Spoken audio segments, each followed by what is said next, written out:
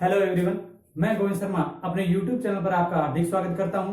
तो देखिए, कल अपने डीसी थ्योरी के अंदर जो पढ़ा था प्रतिरोधकों का श्रेणी क्रम संयोजन, और आज जो अपने पढ़ने जा रहे हैं वो होगा प्रतिरोधकों का समांतर क्रम संयोजन।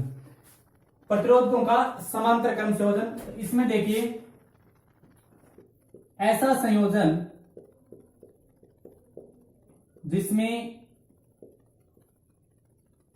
जिसमें प्रत्येक प्रतिरोधक पर धारा का मान अलग अलग होता है तथा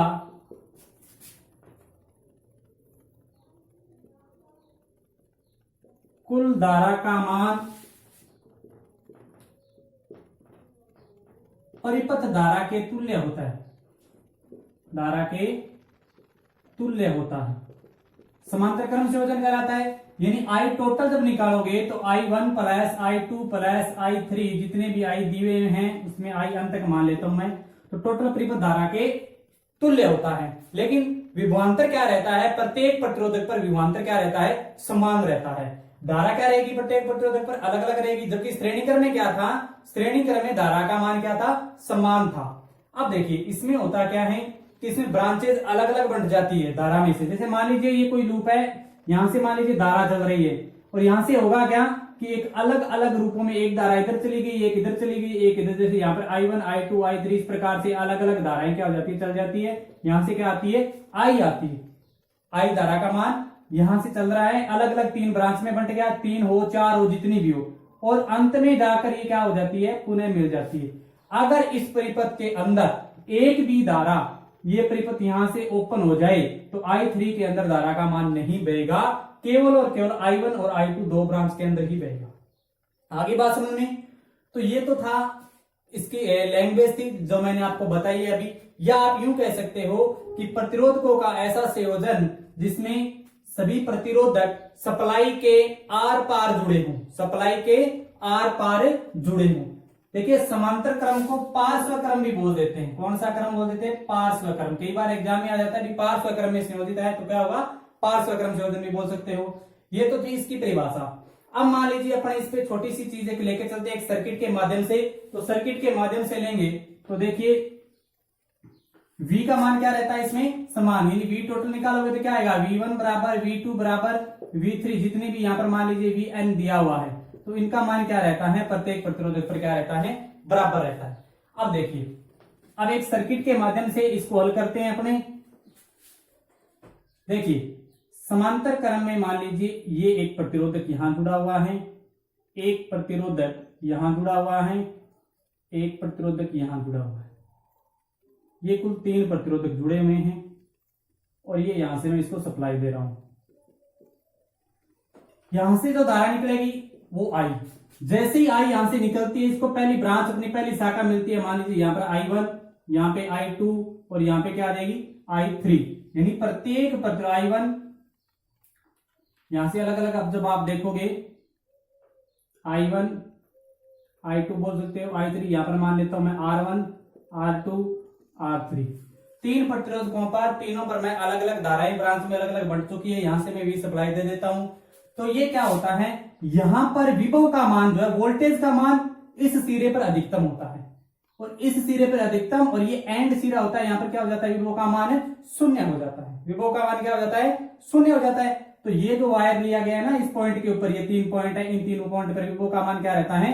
0 रहता है। तो ये कौन सी लाइन होगी? जो आपकी माइनस वाली, न्यूट्रल वाली लाइन हो जाती है यहां से। यानी अपने जो बात करें यहाँ पर विभव का मान अंत पर क्या हो जाता है? 0। यानी यहाँ पर क्या होता है? अधिकतम होता है इस नोड पे, और इस नोड पे क्या हो जाता है? 0 हो जाता है। हमने जैसा कि स्टार्टिंग में बताया था कि V का मान क्या रहता है? बराबर रहता है V1 बराबर V2 बराबर V3 मान लेता हूं। और I टोटल क्या बताया था? I टोटल बताया था I1 plus I2 plus I3।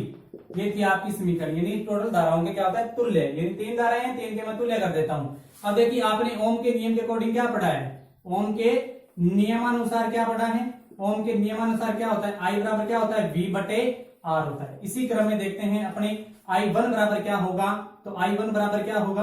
देखिए I1 जा रही है, I1 में कौन सी वोल्टेज क्या है, समान है, और धारा प्रतिरोध क्या है, R1 है।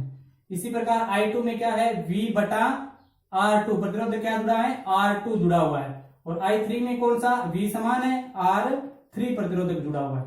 1 2 3 तीनों प्रतिरोधक जुड़े, और फॉर्मूला अपना यही रहेगा।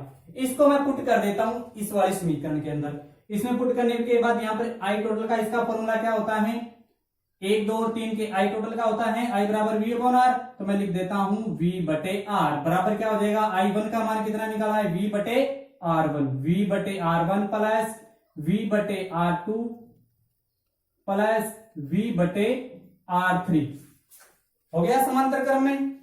अब तीनों v के मान समान है तो मैं v यहां से कॉमन निकाल लेता हूं, v बटे r बराबर v को मैंने कॉमन निकाल लिया, यहां पे R1 प्लस 1 बटा R2 प्लस 1 बटा R3, v से v कट गया, बच गया क्या, 1 बटा r टोटल बराबर 1 बटा R1 प्लस 1 बटा R2 प्लस 1 बटा R3। ये आपका r टोटल आएगा समांतर क्रम में, समांतर क्रम में r टोटल आएगा। अब देखिए कई बार 1 बटा r टोटल आई, 1 बटा RT बराबर मान आया है, लेकिन जब भी अपने हल करें तो इसको आपको हल करते टाइम क्या कर देना है, वज्रगुणन कर सकते हो, या सामने वाली संख्या R टोटल क्या हो जाती है, पलट जाती है।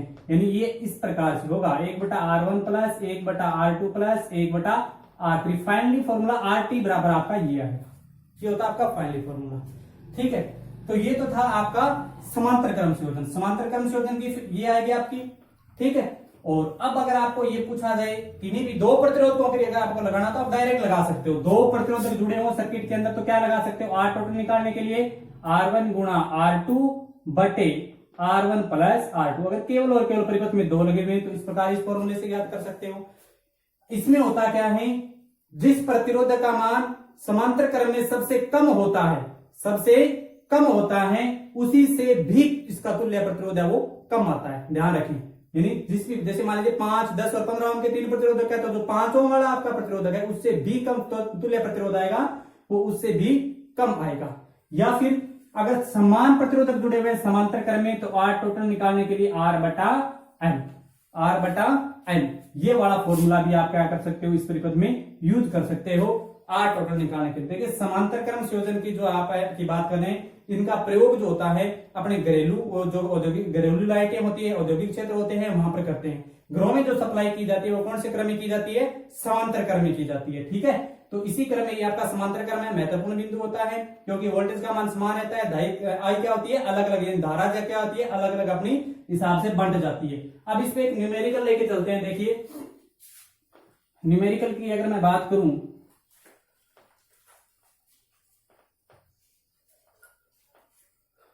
न्यूमेरिकल के लिए देखिए ये कोई समांतर क्रम में एक सर्किट दिया हुआ है,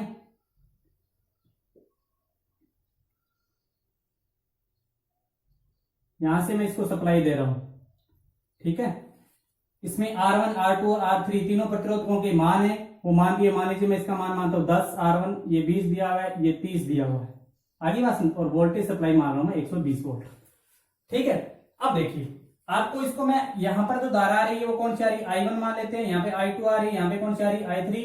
ये जो प्रतिरोधक है किसके बराबर है, R1 के बराबर है, ये R2 के बराबर है, ये किसके बराबर है, R3 के बराबर है। पहले वैल्यू लिख लेते हैं, R1 बराबर कितना ओम है, 10 ओम, R2 बराबर कितना ओम है, 20 ओम, और R3 बराबर कितना ओम है, 30 ओम। R टोटल निकालने का फॉर्मूला क्या होता है, R टोटल निकालने का मान लीजिए ये फॉर्मूला 1 बटा RT बराबर 1 बटा R1 प्लस 1 बटा R2 प्लस 1 बटा R3। इसी क्रम में मैं लिख देता हूं 1 बटा 10 प्लस 1 बटा 20 प्लस 1 बटा 30। एलसीएम अपना कितना आ रहा है, 30, कितनी बार गया एलसीएम, देखिए 30 दूनी 60, एलसीएम कितना आ जाएगा 60 आ जाएगा। इसमें कितनी बार गया, 6 बार, ये कितनी बार गया 3 बार, ये कितनी बार गया 2, 6 और 3 कितने हो गए 9, और 9 और 2 कितने हो गए 11, तो कितना आ गया 11 बटे 60। अब ये जो 11 बटे 60 है 1 बटा RT बराबर है, लेकिन 1 बटा RT जब आप इसका गुणा करते हो 1 बटा RT या सामने वाली संख्या पलट देते हैं, इनका आप वज्र गुणन भी कर सकते हो, तो RT बराबर कितना आ जाएगा 60 बटे 11। 11 को 60 में विभाजित करोगे कितना आएगा, 11 5 कितने होते हैं 55, कितने बच गए 5, 11 तो 5.4 ओम के लगभग इसका कितना आ रहा है, तुल्य प्रतिरोध आ रहा है। ठीक है, अब देखिए अब अगर आपको इस सर्किट के अंदर आपको आर टोटल पूछ लिया कि आर टोटल ज्ञात कीजिए, आपको पूछ रहे हैं परिपथ में आई का मान कितना होगा। आई का मान ज्ञात करने का फॉर्मूला क्या होता है, आई का फॉर्मूला होता है आई बराबर वी बटे आर। वी कितना 120, आर टोटल कितना 5.4, यहां पर कितनी आ जाएगी। अब इसका भाग जब आप इसमें दोगे तो क्या आ जाएगी, आर की वैल्यू आ जाती है।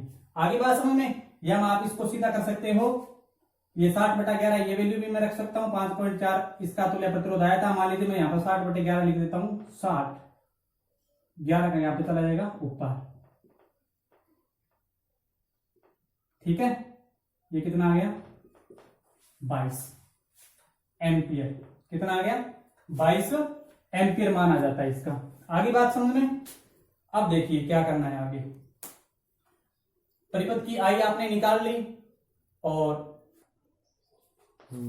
अब देखिए हमने यहां पे ये चीजें निकाली। अब अगर आपको ये पूछा जाए, वोल्टेज तो आपको पता है 120 है, अब आपसे अगर ये पूछा जाए कि प्रत्येक सिरे पर धारा का मान कितना होगा, यानी आपसे I1 का मान पूछ लिया जाए तो I1 बराबर क्या होता है, I2 पर पूछ लिया जाए, I3 किसी का भी मान पूछ लिया जाए, मान लीजिए I1 का मान पूछ लिया, I1 बराबर क्या होता है V बटे R1, तो प्रतिरोध किसका मान लोगे R1 का। तो देखिए वोल्टेज कितना है 120, R1 का मान कितना है, R1 का मान 10 है, तो यहां पर कितना आ जाएगा 12 एम्पियर। I2 बराबर V बटे R2, देखिए V बटा R2 120 बटा 20 कितना आ गया 6 एम्पियर। I3 निकालना हो तो V बटे R3 120 बटा 3, 4 दिए 12, कितना आया 4 एम्पियर, ठीक है। 12 6 18 और 4 कितना आ रहा है आपका 22, ठीक है। तो इस प्रकार से यहां तो आर टोटल पूछे तो 60/11 आ गया, और प्रत्येक पे धारा का मान पूछा जाए तो 12, 6 एम्पियर और 4 एम्पियर। तो ये था आपका समांतर क्रम संयोजन। इसी प्रकार इसमें न्यूमेरिकल में पूछ लिया जाता है I2 का मान ज्ञात कीजिए, I3 का किसी भी या किसी एक प्रतिरोधक को गायब कर दिया जाता है और प्रतिरोधक का मान पूछ लिया जाता है। अगर इसमें कुछ चीज समझ में नहीं आती है तो आप कमेंट बॉक्स में जरूर टाइप करें और हमें जरूर बताएं कि इसके अंदर ये प्रॉब्लम आ रही है, और किसी भी प्रकार के टॉपिक करने के लिए आप हमें बता सकते हो। कल हम जो अपने टॉपिक करने जा रहे हैं वो टॉपिक अपने करेंगे डीसी जनरेटर के अंतर्गत या डीसी मोटर, इन दोनों में से एक टॉपिक है जो आपको कल शुरू करवाया जाएगा। धन्यवाद।